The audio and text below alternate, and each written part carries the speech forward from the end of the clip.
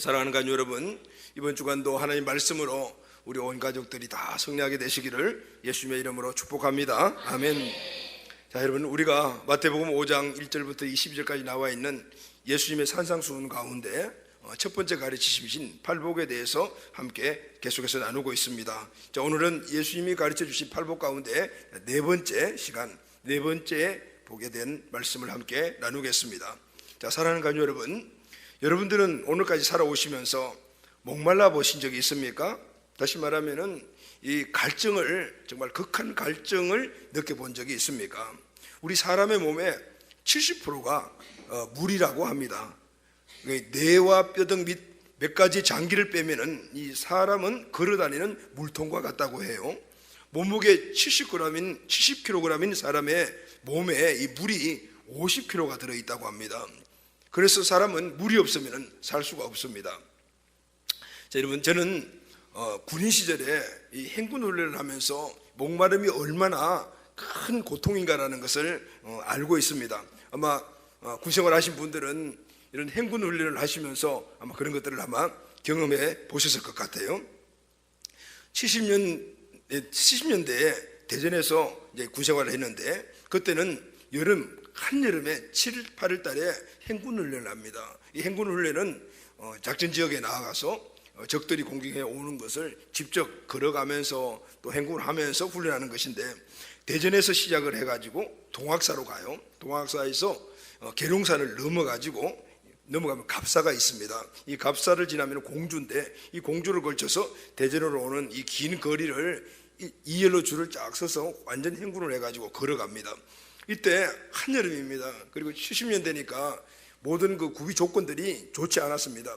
급수차가 따라다니면서 물을 공급해 줘야 되는데 그런 시설이, 그런 그 장비가 없었습니다. 그러니까 개인적으로 갖고 다니는 이만한 물통에다 물을 담아 가지고 마시면서 가야 되는데, 물을 공급해 주지 않으니까 길을 가면서 중간중간 알아서 물을 받아 가지고 가야 합니다. 그런데 가는 시간이 촉박하기 때문에 엄청나게 빨리빨리 행군하기 때문에 이 잠깐 쉴 때 물을 많이 담지 않으면은 갈증을 계속해서 느끼면서 가야 되거든요. 물을 담을 시간이 없습니다. 그러다 보면은 그 수통에 있는 물을 다 먹고 나면은 그때부터 물을 못 먹는 거예요. 어디 갈 수도 없고, 또 이탈하게 되면은 이탈에 대해서 엄청난 문책이 오니까 갈증을 참아가면서 그렇게 걸어가죠. 이때 저는 하나 깨달은 것이 있습니다. 사람들은 개인에게 극한 상황이 오게 되면은 절대 남을 돌보지 않는구나. 나는 물통에 물이 없어요. 정말 갈증을 느끼는데, 그렇게 내무실에서 같이 친하게 지냈던 친구가 물을 안 줘요. 그냥 한 모금도 안 주는 거예요. 그러니까 가다가 시냇물을 갖다 먹기도 하고, 이런 것들을 기억하면서 이 갈증이 얼마나 큰 고통인가 하는 것을 저는 알고 있습니다. 여러분, 그래서 갈증은 우리 인간이 경험하는 가장 큰 고통 중에 하나다라고 생각할 수가 있습니다. 그때 경험을 해보니까 갈증이 나니까 입술이 마르고 혓바닥이 깔깔해지고 머리가 나중에는 아프다가 나중에는 머리가 핑핑핑 막 도는, 그리고 앞이 제대로 안 보이는 이런 것들을 경험을 했습니다. 그리고 심한 사람들은 넘어지는 것이죠. 그럼 구급차에 태워가지고 본대로 이송하는데, 이제 그 분들이 나중에 간증하는, 이야기하는 내용을 들어보니까 그렇게 물이 없어가지고 갈증이 나고 머리가 핑핑 돌고 넘어지면 헛것이 보이기도 하더라고요. 이렇게 물을 마시지 못하는 것은 우리에게 엄청난 고통을 주는 것입니다. 그런데 여러분, 이 목마름과 함께 우리 인간이 겪는 또 하나의 큰 고통이 있습니다. 그게 뭘까요? 굶주림입니다. 여러분, 굶주려 본 적이 계십니까? 요즘은 많은 분들이 먹지 않죠. 왜냐하면 다이어트 하기 위해 가지고 몸의 건강을 위해서 먹지 않지만 그런 것들은 별 문제가 안 됩니다. 정말 없어서 못 먹을 때 오는 그 고통, 여러분 경험해 보셨습니까? 아침부터 군대 이야기를 하니까 좀 재밌긴 한데 여러분 괜찮으세요? 70년대 군생활을 했으니까 그때는 정말 군생활에서 먹을 것이 없었어요. 딱 하루 3끼 주는 밥밖에 없고, 훈련 받을 때는 정말 배가 고픕니다. 아까도 말했지만 사람이 극한의 환경에 도달해 보니까요, 이 사람의 모습이 아니더라고요. 너무너무 배가 고프니까 밥 먹고 찌꺼기로 버린 그 짬밥통에 가서 그 밥을 꺼내서 먹는 거예요. 생각도 못했던 일들이죠. 그런데 그런 상황들이 그 사람의 나이, 세상에서의 자기의 위치, 이런 거 없어요. 염치, 체면 불문하고 배가 고프니까 완전히 사람이 바뀌더라고요. 나도 그렇게 바뀌어봤거든요. 그래서 줄여보는 것이, 다시 말해 굶주림이 얼마나 큰 고통인가 하는 것을 저는 알고 있습니다. 여러분, 완전히 배고파 보셨습니까? 금식도 줄이는 것입니다. 그러나 금식은 먹지 않는 것이긴 하지만 믿음의 힘으로 하기 때문에 견딜만 합니다. 그러나 힘이 드는 것은 똑같습니다. 일주일 이상 금식하게 되면 나중에는 일어날 힘도 없습니다. 그리고 심지어는 이 눈을 뜰 힘도 없어집니다. 앞이 잘 보이지도 않습니다. 잠도 오지 않아요. 여러분, 금식은 의도적으로 먹지 않는 것입니다. 근데 문제는 없어서 못 먹는 것, 이게 제일 큰 문제죠.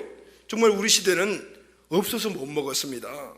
그런데 가만히 설교를 준비하면서 생각을 해보니까 그 시기가 60년대 70년대니까 지금 2000대니까 불과 3, 40년 전이더라고요. 3, 40년 전에는 없어서 못 먹었어요. 보리밥만 먹었는데, 보리밥 먹었다고 이야기하니까 우리 아이들거든, 그거 웰빙 음식이잖아요 이렇게. 근데 여러분, 보리밥을 1년 먹고 2년 먹고 3년 먹고 계속 먹어보십시오. 그게 웰빙 음식인가? 그런데 보리밥도 없어서 못 먹고, 그 당시에는 한겨울을 지나게 되면은 굶어서 죽는 아이들이 동네마다 30명씩 나오는 그런 시기였고, 그런 시체도 저는 보면서 컸단 말이에요. 그래서 사람이 굶는다라는 것이 얼마나 큰 고통인가, 먹을 것이 없다는 사실이 얼마나 큰 고통인가, 이 굶주림이 얼마나 큰 고통인가 하는 것을 저는 알고 있습니다. 여러분, 그런데 세상에는요, 지금도 그렇게 굶주리고 죽어가는 사람들이 많이 있습니다. 전 세계 절반가량인 인구 28억의 인구가 하루에 $2 이하로 먹고 살고 있다고 그래요. 그게 먹는 게 아니죠, 그죠? 매일 3만 명의 어린아이들이 굶어 죽어가고 있습니다. 여러분, 우리가 이제 첫 번째 선교센터로 필리핀에 지금 지원을 하고 하는 이유 중에 하나가, 필리핀은 지금도 피딩 사역을 해야 합니다. 다시 말해 구제 사역을 해야 됩니다. 빵을 나눠주는 사역을 해야 돼요. 예전에 6.25 때 우리나라를 도와줬던 나라입니다. 근데 지금은 도리어 도움을 받는데, 지금도 가보게 되면은 거기에는 먹을 것이 없는 사람들이 너무 많아요. 겨우겨우 먹는 것 가지고 그냥 살아가는 사람들이 너무 많고요. 의료 혜택은 내가 알기로는 한 80%는 못 받는 것 같아요. 지난번에도 가서 보면서 하나 생각한 게, 우리 교회에 의사 선생님이 하나 생기면 참 좋겠다 이런 생각을 했습니다. 그것도 치과 의사. 그런데 우리 치과 간호사들은 되게 많아요. 왜 그렇게 생각을 했냐면은, 대화를 하다 보면요, 이 사람들이 이빨에 충치 먹은 사람들이 대부분이고, 이 이빨이 빠져가지고 몇 개 없는 사람들이 많은 거예요. 근데 대부분의 사람들이 그래요. 특별한 사람들 외에는 의료 혜택을 못 받는 거예요. 이런 부분들이 앞으로 우리가 필리핀 지역에서 복음을 전하는 하나의 수단으로 하나님께서 만들어 주시면 좋겠다라는 생각을 했습니다. 여러분 함께 기도해 주시기를 바랍니다. 아멘. 자, 근데 여러분, 세계에는 이렇게 의료 혜택을 못 받는 사람이나 먹을 것이 없어 굶어 죽어가는 사람들이 많이 있지만은, 그러나 실제 세계에서 먹을 것이 없는 것은 아니다 그 말입니다. 극소수의 부자들이 이 모든 부를 독점하고 있기 때문입니다. 남미 같은 나라들은 1.6%의 재벌들이 각 나라의 전 국토의 76%의 땅을 차지하고 있다고, 독점하고 있다고 합니다. 현 시대의 가난의 문제는 자원이 없는 이 문제가 아니고 이 분배의 문제다라는 것을 말해주고 있습니다. 물질이 없는 것이 아니고 가진 사람에게 이 모든 것들이 편중되어 있기 때문이다라는 것입니다. 그래서 많은 사람들이 지금도 목말라하고 배고파하며 탄식하고 있는 것입니다. 여러분, 주님께서 이런 시대에 살고 있는 오늘 우리들에게 오늘 본문을 통해서 말씀을 하십니다. 5장 6절입니다. 의에 줄이고 목마른 자는 복이 있나니 그들이 배부를 것이며. 아멘. 여러분, 의에 줄이고 목마른 자는 복이 있나니, 줄이고 목마른 자가 복이 있다라고 말씀하십니다. 여러분, 주님이 우리에게 하신 말씀들을 보면 항상 우리가 의문을 갖게 만들어요. 우리에게 의문을 가져다 줍니다. 이전에는 주님께서 이 팔복 가운데서 말씀하시면서 가난한 자가 복이 있다라고 말씀하셨죠. 그리고 예통하는 자가 복이 있다라고 말씀하시고 온유한 자가 복이 있다라고 말씀하시더니, 오늘은 줄이고 목마른 자가 복이 있다라고 말씀을 하십니다. 여러분, 굶고 사는 것이 어찌 복이 되겠습니까? 여러분, 굶어 보셨습니까? 그러면은 굶고 사는 것이 복이 아니다라는 사실을 너무나 잘 알게 됩니다. 그리고 어떻게 목마른 것이, 그 고통이 우리에게 복이 됩니까? 우리 생각으로는 도저히 납득이 되지 않았고 이해가 되지 않는 말씀을 예수님이 하셨습니다. 그렇다면 예수님이 하신 말씀이 잘못된 말씀일까요? 그렇다면 예수님께서 왜 우리에게 줄이고 목마른 자가 복이 있다고 말씀하셨을까요? 주님께서 그 말씀하신 줄이고 목마름의 그럼 진정한 의미가 무엇인가? 우리가 그걸 한번 생각해봐야 될 것 같습니다. 자, 오늘은 줄이고 목마른 자가 복이 있다고 말씀하신 이 주님의 말씀을 함께 우리가 나누고, 이 말씀이 주시는 은혜와 복들을 함께 누리게 되기를 예수님의 이름으로 축복합니다. 아멘. 자, 오늘 이 말씀의 의미를 잘 때 첫 번째는 하나님은 줄이고 목마른 사람을 찾고 있습니다. 할렐루야. 하나님은 줄이고 목마른 사람을 찾고 있습니다. 본문에서 주님께서 말씀하신 이 줄임과 목마름은 우리 육신이 줄이고 목마른 것, 먹을 것이 없고 마실 것이 없는 그것을 의미하는 것이 아닙니다. 우리의 영혼이 줄이고 목마른 것을 말씀합니다. 여러분, 사람의 육이 양식을 찾는 것처럼 사람의 영도 영의 양식을 찾습니다. 근데 그 영의 양식을 공급해 주는 공급원이 바로 하나님이십니다. 아멘. 자, 여러분, 왜냐하면은 왜 우리의 영의 양식을 공급해 주시는 분이 하나님이시냐면은 하나님께서 우리 인간을 창조하셨기 때문입니다. 우리 모든 인간들은 하나님으로부터 났기 때문입니다. 그래서 우리 모든 인간들은 하나님과 함께 할 때 진정한 공급을 받을 수가 있고, 할렐루야, 그리고 그 안에서 진정한 행복을 누릴 수가 있게 됩니다. 여러분, 아기가 엄마에게 가야만이 젖을 먹을 수가 있죠. 필요한 것을 공급받을 수가 있고, 그리고 엄마 옆에 있어야만이 아기가 행복합니다. 그래서 여러분, 오늘 우리를 낳으신 우리는 하나님께 가까이 갔을 때 하나님이 우리에게 주는 공급, 그거를 통하여서 우리가 먹고 마시고 살아갈 수가 있고, 그 관계를 통하여서 우리는 행복한 삶을 살 수가 있습니다. 그 성경은 이렇게 말합니다. 이사야 57장 21절 말씀을 보면은 내 하나님의 말씀에 악인에게는 평강이 없다 하셨느니라 했습니다. 여러분, 악인이 누굽니까? 하나님과 관계가 없는 사람이 악인입니다. 그러면은 어떤 사람이 평강에 있습니까? 하나님과 함께하는 자가 평강의 행복을 누릴 수가 있습니다. 할렐루야. 그래서 다윗은 이런 말을 했습니다. 시편 16편 2절 말씀을 보면은 내가 여호와께 아뢰되 주는 나의 주님이시니 주밖에 나의 복이 없나이다라고 말씀합니다. 주는 나의 주님이시니 하나님이 우리 인생의 주인이신데 그 주인이신 주님 밖에는 나에게는 복이 없다라고. 여러분, 주님이 나의 복의 근원이십니다. 여러분 믿습니까? 주님이 나의 복의 근원이십니다. 모든 행복은 그래서 하나님에게서 오기 때문에 오늘 주님이 나의 복의 근원이 되시는 겁니다. 그래서 우리는 항상 하나님만 바라보아야 될 줄로 믿습니다. 그리고 하나님께 가까이 가야 합니다. 이 말씀은 하나님에 대한 간절한 소망이 있어야 된다는 것을 말합니다. 하나님에 대한 갈망이 있어야 합니다. 하나님에 대한 이 갈망을 오늘 성경은 줄인 마음 영혼의 목마름이라고 표현하고 있습니다. 하나님을 갈망하면은 만족을 얻습니다. 왜냐하면 하나님은 오늘 하나님을 갈망하는 자에게 만족을 주시기 때문입니다. 그래서 하나님을 갈망하는 것이 신앙의 핵심입니다. 신앙은 다른 것이 아닙니다. 우리가 가난한 심령으로 하나님 앞에 가는, 가난한 심령이 무엇입니까? 우리 마음 안에 심령 안에 담겨있는 많은 것들이 있는데 이것을 다 비워내고 그리고 텅 빈 마음, 가난한 마음을 가지고 하나님 앞에 나아가는 겁니다. 그럴 때 하나님께서 이 텅 빈 이 가난한 마음에 바로 하나님께서 갖고 계신 모든 것들을 채워주시는 거예요. 아멘. 그래서 우리는 하나님을 갈망하는 이것이 바로 우리 신앙의 근본이며 너무너무 중요한 사실인 것을 알아야 합니다. 여러분, 예배의 가장 중요한 요소가 무엇일까요? 웅장한 예배당의 그 분위기입니까? 아니면은 목회자가 유창하게 하는 설교입니까? 아니면은 성가대의 아름다운 찬양일까요? 첨단 음량 영상 시스템일까요? 아니면 하나님께 드리는 헌금이 예배의 중요한 요소일까요? 아니면은 찬양입니까? 기도입니까? 여러분, 이 모든 것들은 우리 예배의 요소가 되지만 가장 중요한 요소는 아닙니다. 예배의 가장 중요한 요소는 예배하는 여러분, 저 우리 모두의 가난한 마음이, 할렐루야, 가난한 마음이 예배의 가장 중요한 요소입니다. 하나님 앞에 우리가 나와 하나님, 나의 심령이 공고합니다.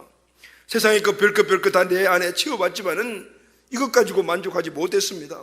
이제는 그동안 내가 만족감을 얻기 위해서 세상의 것을 채웠던 이 마음을 다 비우고 가난한 마음이 되어서 이제 주님 앞에 나왔습니다. 여러분, 이것이 예배의 가장 중요한 요소라 그 말이에요. 이것이 하나님 앞에서 줄이고 목마른 것입니다. 여러분, 여기서부터 예배가 시작이 됩니다. 여러분, 우리에게 목마름이 있어야만이 진정한 예배입니다. 줄이고 목마름이 없는 예배는 예배가 아니에요. 예배 문제가 있는 것이죠. 여러분, 줄이고 목마름이 없는 예배가 우리의 모든 예배 가운데 가장 중요해요. 문제라 그 말이죠. 줄이고 목마름이는 일찍 예배 오라고 이야기할 이유가 없습니다. 목마른 자가 물을 찾아 어디로든지 가든 같이 목이 마르면 누가 뭐라고 해도 그 생수에 걸어있는 곳으로 자발적으로 빨리빨리 찾아오기 마련인 것입니다. 여러분, 아모스 선지자가 그래서 이런 말을 했습니다. 아모스 4장 8절 말씀을 보면은 두세 성읍의 사람이 어떤 성읍으로 비틀거리며 물을 마시러 가서 만족히 마시지 못하였으나 너희가 내게로 돌아오지 아니하였느니라. 이렇게 빗대어서 말씀하시는데, 이 말씀 안에 이 목마른 자의 중요한 모습이 기록이 되어 있어요. 여러분, 목이 말라 죽을 지경이 된 사람들이 있었습니다. 이 사람들이 비틀비틀거리면서 물을 찾아서 났습니다. 근데 물을 찾았습니다. 물을 찾아서 정신없이 물을 마십니다. 물을 마시다 보니까 집으로 돌아가지를 않습니다. 왜냐하면 계속 물을 마셔야 되니까. 여러분, 이것이 오늘 예배자의 참 모습인 것을 말씀해 주고 있습니다.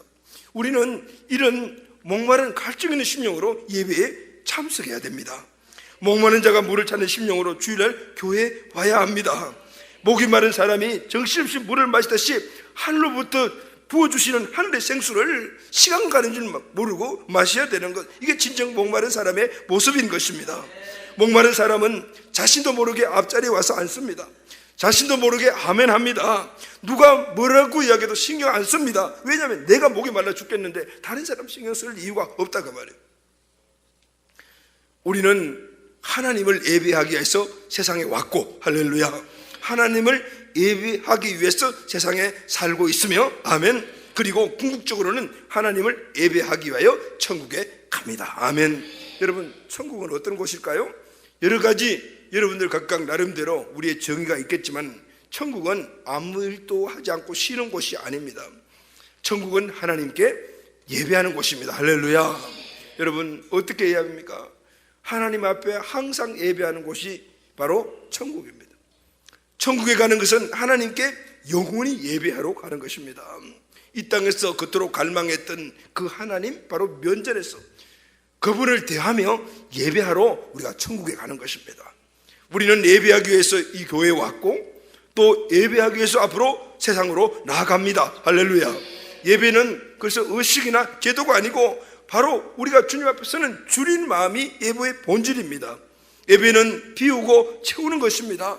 세상의 갈망, 세상의 가치관, 세상의 중요한 것이라고 여기다가 가득가득 채운 것들을 다 주님 앞에서 비워버리고 오직 하늘로부터 내려 흘러 보내주시는 생수를 내 심령에 담는 것이 예배인 것입니다. 예배는 갈급한 영혼 위에 하늘의 생수가 부어주는 시간임을 믿습니까 여러분? 의에 줄이고 목이 마르니 성령의 기름을 부어 주시옵소서. 이런 찬양입니다. 의에 줄이고 목이 마르니 내 잔을 채워 주시옵소서. 바로 이 찬양이 오늘 우리가 예배에 대한 우리의 심령 상태가 되어야 된다는 것을 말씀합니다. 사랑하는 가족 여러분, 원래는 우리의 모든 심령들이 가난한 심령이 되고 예배를 통해서, 삶의 예배를 통해서 하나님이 부어주시는 하늘의 생수와 하나님의 은혜를 가득가득 채우는 이런 귀한 한 해가 되시기를 예수님의 이름으로 축복합니다. 아멘. 자, 그럼 여러분, 줄임과 그리고 또 굶주림에 대한 이런 의미로 봤을 때 오늘 우리는 고난에 대한 문제를 우리가 한번 생각해 볼 필요가 있고, 이 고난의 문제에 대해서 우리가 한번 정답을 얻을 수가 있습니다. 여러분, 이 땅에 우리는 많은 고난 가운데 살아가고 있습니다. 그런데 여러분, 이 고난이 주는 의미가 뭘까요? 이 고난은 우리에게 바로 줄이고 목마르게 하는 은혜를 체험하게 하는 것이다라는 것입니다. 줄이고 목마른 것은 예배뿐만 아니라 우리 삶 전체가 줄이고 목마른 은혜를 체험하는 삶이 되어야 합니다. 여러분, 우리는 세상에 살다 보면 이 세상에서 많은 고난을 당하고 살아가고 있습니다.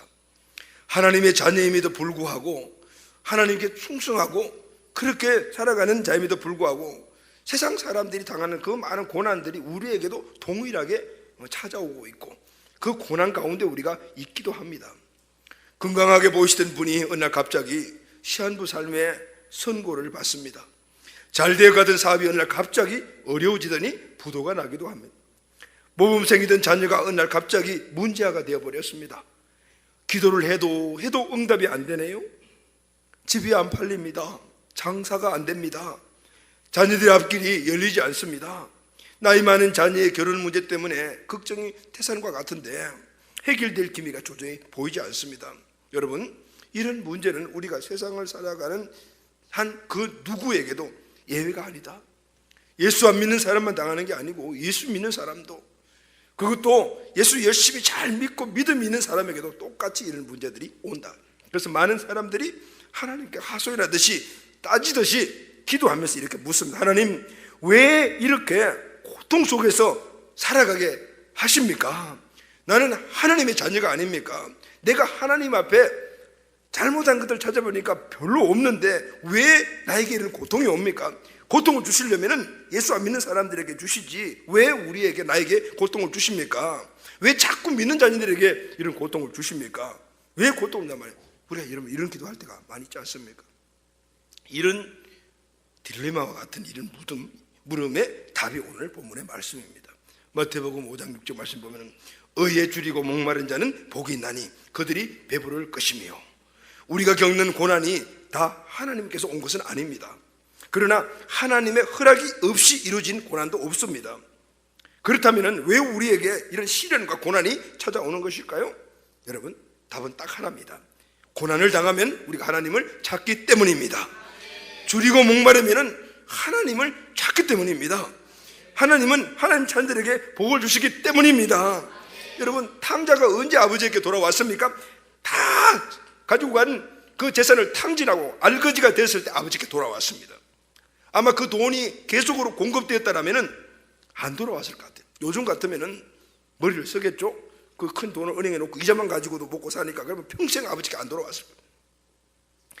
하나님께서 의도적으로 우리에게 고난을 주시는 건 아니에요. 그러나 우리가 고난을 받고 그 고난을 통과하면서 자연스럽게 겸손해지고 낮아지면서 하나님만을 찾게 되는 줄로 믿습니다. 하나님은 하나님만을 찾기를 원하시고 하나님만을 구하기를 원하신다, 그 말입니다. 여러분, 고난 자체가 좋은 것은 아니지만 그 고난을 통해서 우리 심령이 가난해지고 그래서 하나님을 찾게 되는 것입니다. 이것이 바로 고난이 주는 유익입니다. 여러분, 부유함 속에서도 심령이 가난해지면 얼마나 좋겠습니까?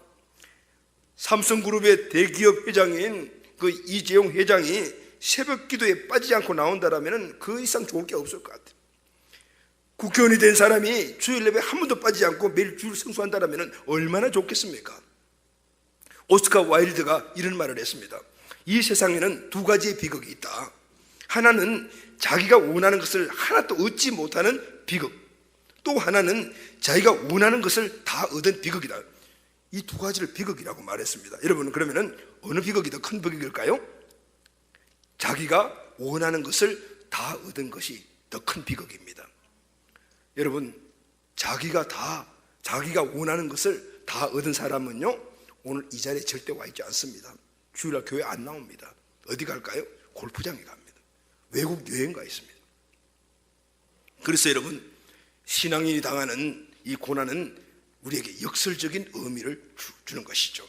고난이 오히려 감사의 조건이 되는 겁니다. 하나님은 고난이라는 선물을 가장 하나님을 경외하는 욥에게 주셨어요. 욥은 하나님을 정말 사랑하는 존재였고 하나님도 욥을 정말 인정하고 사랑하는 존재였는데, 고난이 고통스럽다면 그 자녀에게 주는 것은 맞지 않습니다. 그런데 하나님은 그 고난이라는 선물을 사랑하는 욥에게 주었습니다. 왜 사랑하는 그 욥에게 고난의 선물로 주었을까요? 욥이 받은 고난을 보게 되면 5가지입니다. 첫째는 물질을 다 잃어버렸습니다. 여러분, 오늘 우리가 이 땅에 살 때 받는 고난의 주요 원인이 욥이 받은 고난에게 다 포기다. 물질을 잃어버렸어요. 동방의 제일 부자였던 이 욥이 스바 사람들이 쳐들어와서 가축과 소유를 다 빼앗아 하루아침에 알거지가 되어버렸습니다. 둘째는 사랑하는 가족을 다 잃어버렸습니다. 애지중지했던 10남매가 하루아침에 다 죽고 사랑하는 아내까지 곁을 떠나버렸습니다. 셋째는 병에 걸렸습니다. 건강했던 욥은 하루아침에 가족만 낳는 사람이 되었습니다. 네 번째는 믿었던 친구들에게 배신당하고 상처를 받았습니다. 여러분, 물질 잃었죠. 가족 다 잃었죠. 병에 걸렸죠. 믿었던 친구들 다 떠나버렸죠. 이 세상 완전 절망입니다. 욥도 똑같은 상황에 처했습니다. 그러니까 욥도 하나님께 시험이 들었습니다. 믿음으로 하나님을 바라보고 살았던 나에게 하나님 왜 이런 참지 못할 시련을 주십니까? 하나님이 나를 정말 사랑하십니까? 욥은 계속해서 하나님께 묻고 또 물었습니다. 여러분, 오늘도 우리의 삶 속에 이런 상황들이 각각의 요소에 따라서 끊임없이 우리에게 시련과 고난을 다가온다. 그럴 때마다 하나님 왜 나에게 이런 시련을 주십니까? 묻고 또 물어도 하나님이 응답하지 않습니다. 알게 주시다.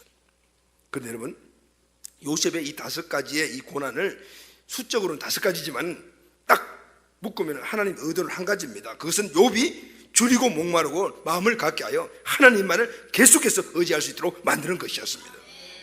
하나님 외에 어떤 것도 하지 않게 하시기 위해서 하나님께서는 오늘 욥에게 이런 극심한 시련을 주신 것입니다.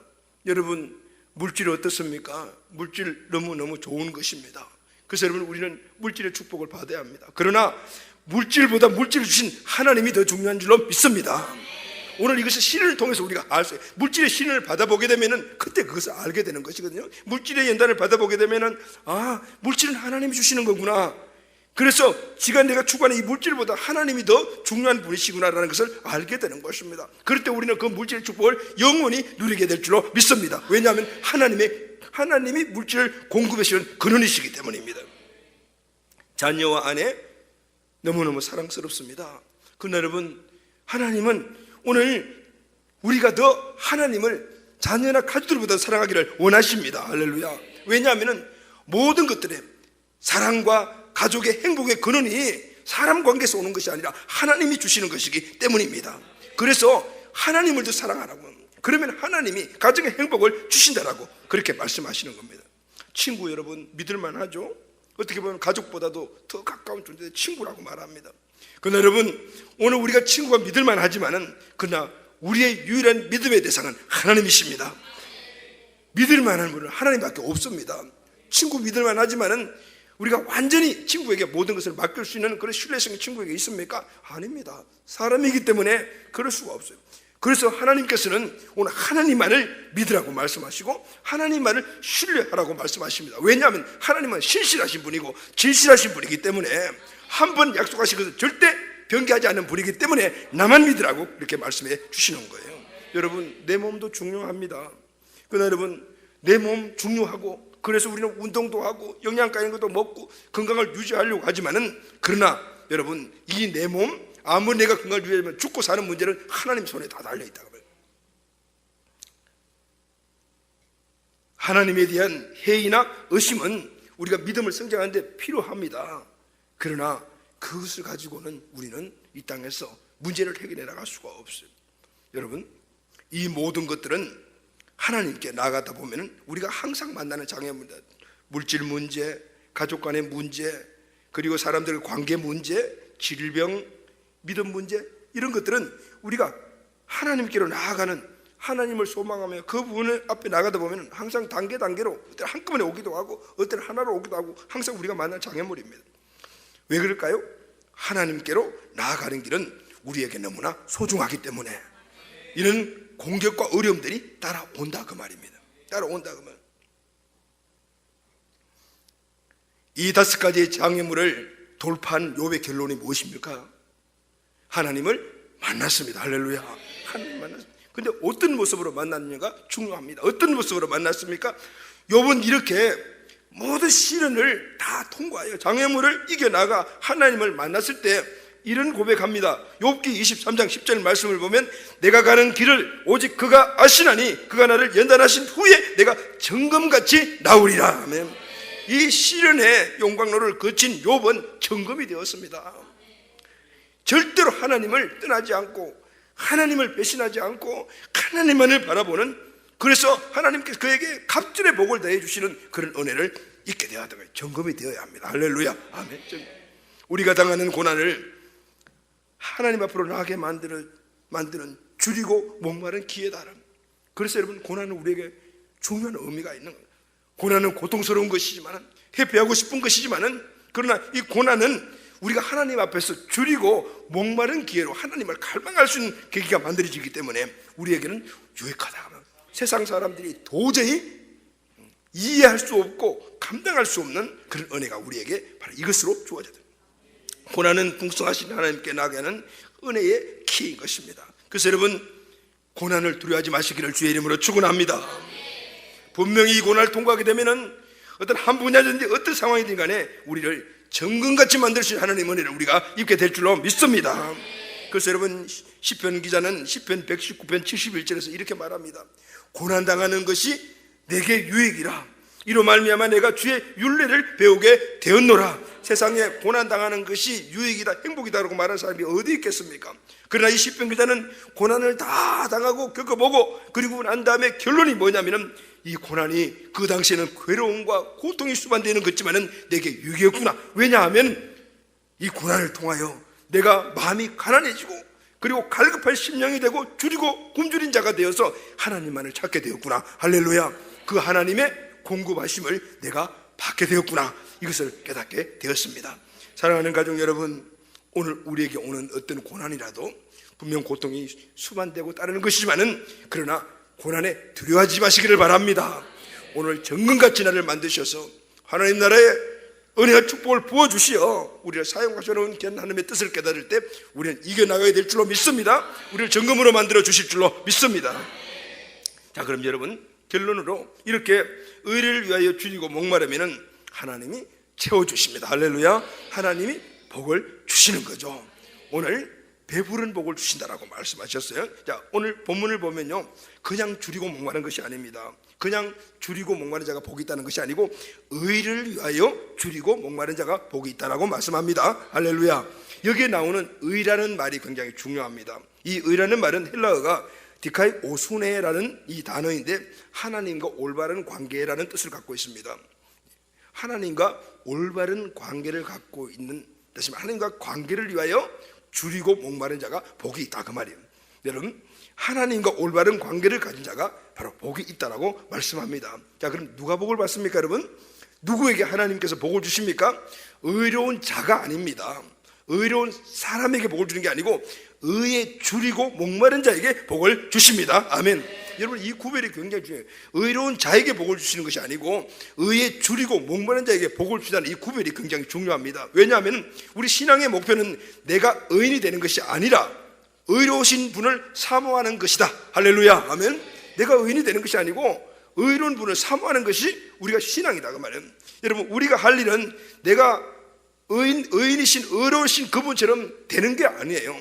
그분은 의로우신 그분을 사모하고 갈망하는 자가 되는 것입니다. 여러분, 이해가 되십니까? 믿으십니까, 여러분? 그래서 시편 107편 9절 말씀을 보면은 저가 사모하는 영혼을 만족케 하시며 줄인 영혼에게 좋은 것으로 채워주심이라. 그래서 하나님이 누구에게 은혜를 주신다고요? 사모하는 영혼에게, 줄인 영혼에게, 사모하는 영혼과 줄인 영혼에게 은혜를 베풀어 주십니다. 하나님께서는 사모하는 영혼을 만족케 하시고 줄인 영혼에는 좋은 것을 주십니다. 여러분, 하나님께서는 사모하는 영혼에게 만족을 주시고 줄인 영혼에게는 좋은 것을 주십니다. 할렐루야. 여러분, 오늘 이 사실이 우리에게 큰 믿음이 되시기를 예수님의 이름으로 축복합니다. 하나님은 내가 의인되라고 말씀하지 않습니다. 그리고 그렇게 말씀하지 않는 이유가 있습니다. 내가 의인이 될 수 없다는 사실을 하나님이 너무나 잘 아십니다. 그래서 사모하는 자가 되라고 말씀하신 것입니다. 왜냐하면 의인이 되는 자들에게 복을 주시면 우리는 복을 받을 수가 없어요. 그러나 사모하는 자가 되게 되면 복을 주신다고 하면, 사모하는 자에게 복을 주다고 하면 오늘 우리는 사모하는 심령만 가지면 복을 받을 수가 있는 거예요. 그래서 우리의 연약함을 아시고 의인 될 수 없는 우리를 아시기 때문에 하나님은 우리에게 의인 되라고 말씀하지 않고 사모하는 자가 되라고 말씀하셨습니다. 할렐루야. 그런데 여러분, 그런데 성경에 보게 되면 의인이 된 길이 있다라고 말씀하죠. 무슨 얘기냐면은 하나님께서 죄인인 우리를 의롭게 인정해 주는 겁니다. 다시 말하면 이것을 신학 용어로 칭의라고 이야기를 합니다.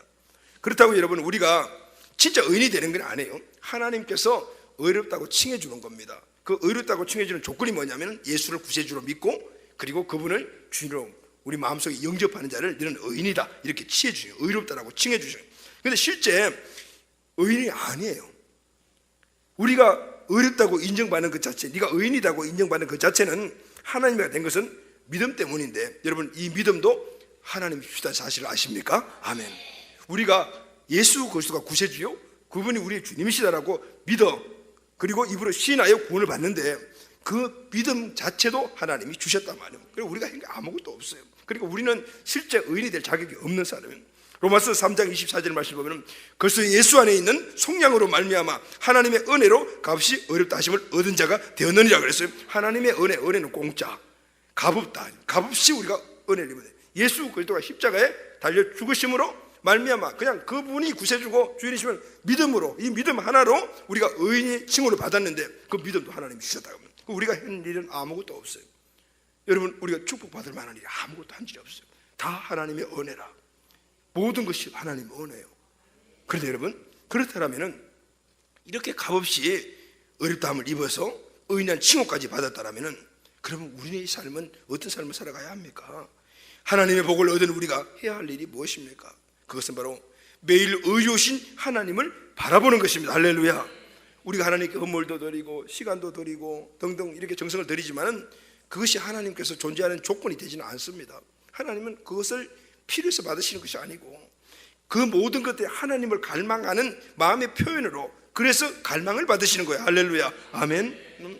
매일 하나님의 뜻은 하나님을 통하여서 의롭다함을 입을 우리들에게 하나님이 원하시는 건 딱 하나입니다. 그것은 하나님을 갈망하는 자가 되는 겁니다. 할렐루야. 아멘. 그것도 하나님이 계속해서 복을 주시기 위해서 갈망하는 자라고 되라고 말씀.